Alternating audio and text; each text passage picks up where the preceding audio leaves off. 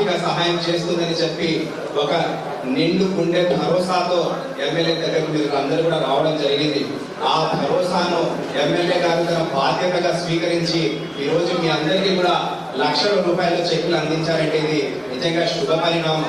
ఈ రోజు మన ఆంధ్ర రాష్ట్ర పరిస్థితి, ఆర్థిక పరిస్థితి ఏ మాత్రం కూడా బాగలేకున్నా కూడా, ఇబ్బందులు ఉన్నా కూడా ఏ ఆంధ్ర రాష్ట్ర ప్రజలు వైద్య పరంగా ఇబ్బంది పడకూడదని చెప్పి మన ముఖ్యమంత్రి నారా చంద్రబాబు నాయుడు గారు సీఎం రిలీఫ్ ఫండ్ కింద ఈ వార్షిక సంవత్సరంలోనే దాదాపు 500 కోట్ల రూపాయలు శాంక్షన్ చేశారంటే అది కూటమి ప్రభుత్వం యొక్క ఘనత.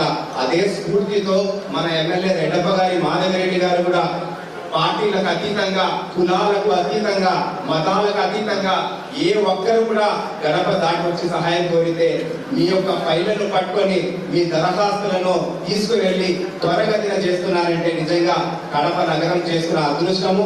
మీరందరూ కూడా గట్టి చప్పట్లతో అమ్మగారికి ధన్యవాదాలు తెలుపాలని చెప్పి తెలియపరుచుకుంటున్నాను.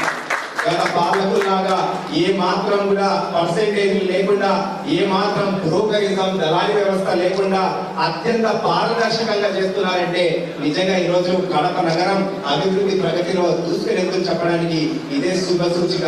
మీ అందరికీ చిన్న విన్నపం ఏమిటంటే, మీరు ఈ చెక్కులు తీసుకుని వెళ్ళిన తర్వాత మీ బంధుమిత్రులకు, మీ చుట్టుపక్కల ఉన్న వాళ్ళకి అందరికీ తెలియపరచండి. మనము ఎమ్మెల్యే మాధవిరెడ్డి గారి గడప తొక్కి వెళ్ళాము, దరఖాస్తు పెట్టుకున్నాము, ఇన్ని రోజుల్లో మాకు ఇన్ని లక్షల రూపాయల చెక్కులు వచ్చిందని చెప్పి ప్రతి ఒక్కరికి మీరు భరోసా ఇవ్వండి. మీరు ఇచ్చే భరోసా ఆ రోగికి కొండంత ధైర్యాన్ని ఇస్తుంది, ఆ రోగికి సగం రోగాన్ని నయం చేస్తుంది. ఏ విధంగా మీరు ఈ రోజు లబ్ధి పొందారో కడపలో ప్రతి ఒక్క అర్హుడికి లబ్ధి చేకూరాలని చెప్పి అమ్మగారి ఆశయం. మీ అందరి చల్లని దీవెనతో అమ్మగారికి మంత్రి పదవి భరించి ఇంకా తన శాయశక్తులు వడ్డించి కడప నగరానికి ముందుకు వెళ్తారని చెప్పి ఆశీర్వాదం